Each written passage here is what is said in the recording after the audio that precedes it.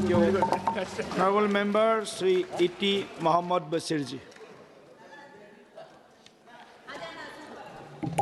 Sir, thank you very much, sir, giving me this opportunity to speak in this very important session. Sir, as far as April 22 incident in Pahalgam, the entire country I will look into. is worried Definitely about I will look into. Don't worry. This chair is impartial. We all know This that chair is impartial. Don't worry. killing of these 26 persons This chair is impartial. Don't to worry. remain as a wound.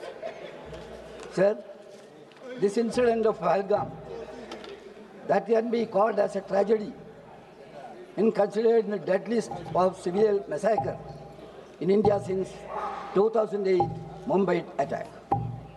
It was such an incident, my learned friends, they have narrated the entire thing in this. Sir, there are certain questions remaining unanswered.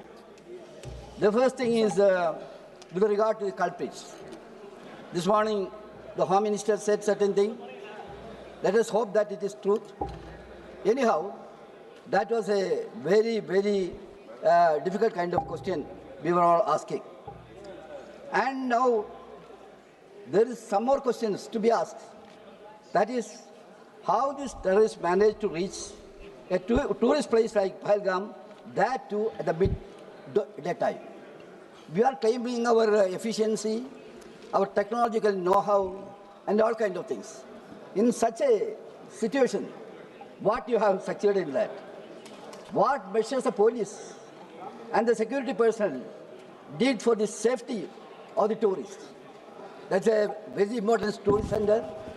What action they have taken to prevent this kind of a calamity?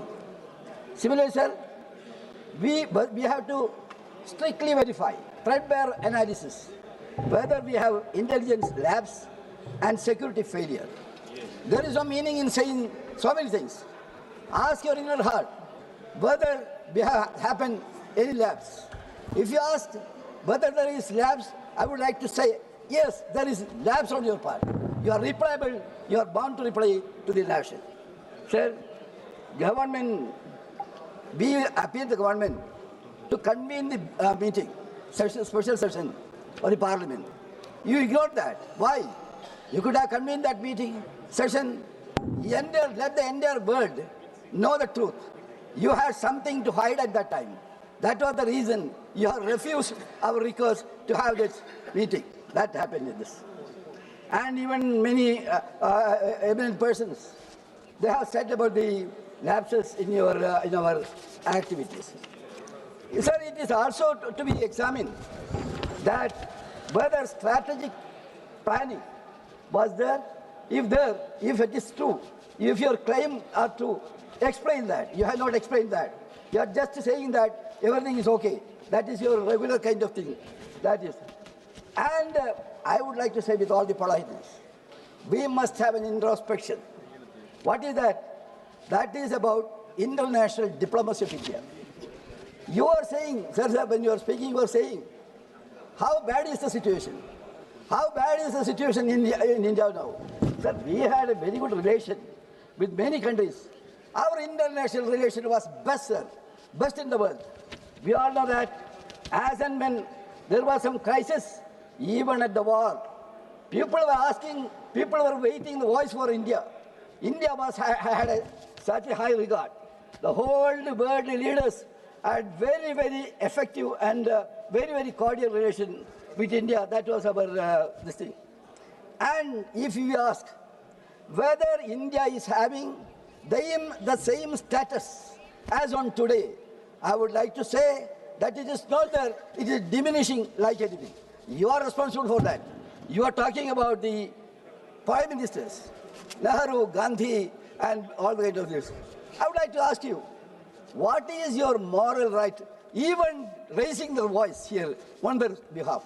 You have no any kind of moral responsibility.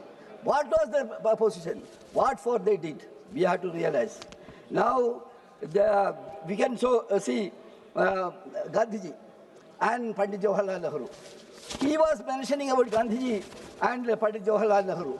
See, I would like to ask you, are you believing in Gandhian philosophy? Gandhian philosophy, the main crux of the Gandhian philosophy is non-violence. You are motivating all kinds of violence within the country also. You have no moral right to speak about him also.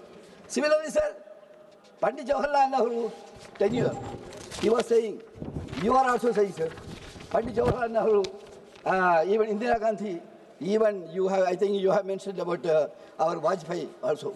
What was their performance, sir? What for they stood? We all know that Nehru was a key architect of non-aligned movement, advocating for peaceful coexistence and non-interference in the matters of our country. They believed in Panchashila. Sir, that 5 principle, what is that 5 principle? 5 principle of, that was a milestone also. That was what? Coexistence. Gandhi stood for that. Nehru stood for it. But what for you are standing? What for you are standing? You are standing to create confusion, unrest in this country and making capital out of it. You want to fish from the troubled water. So that is there. During Indira Gandhi, so during Indira Gandhi's tenure, there also we can very well understand that she was standing for the non-aligned movement. She had a position in the world. Whenever there is crisis in any country, they were waiting for the voice of Srimati Gandhi. That was the tradition of her.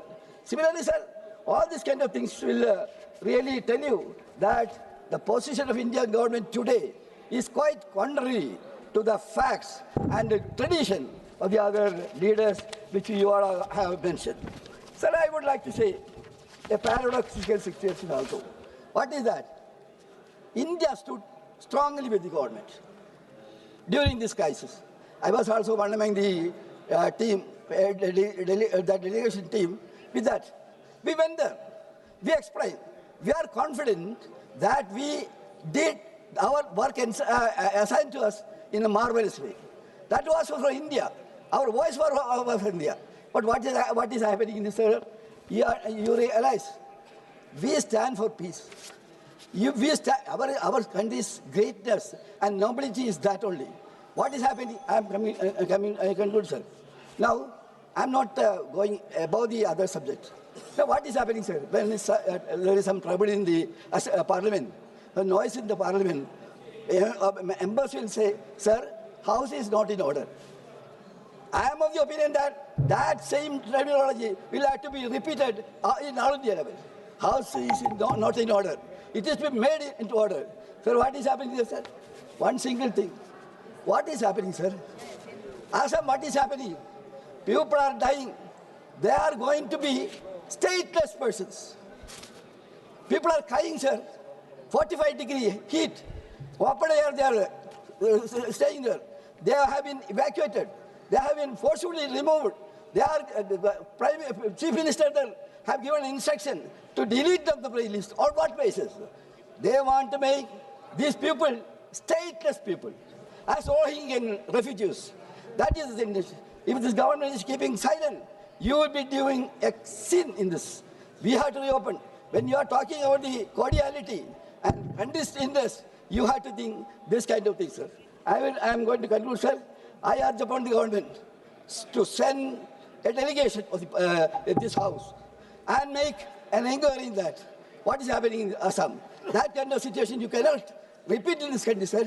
This country is country for peace and prosperity. That you have made all kind of difficulties and hurdles and obstacles in before that, sir.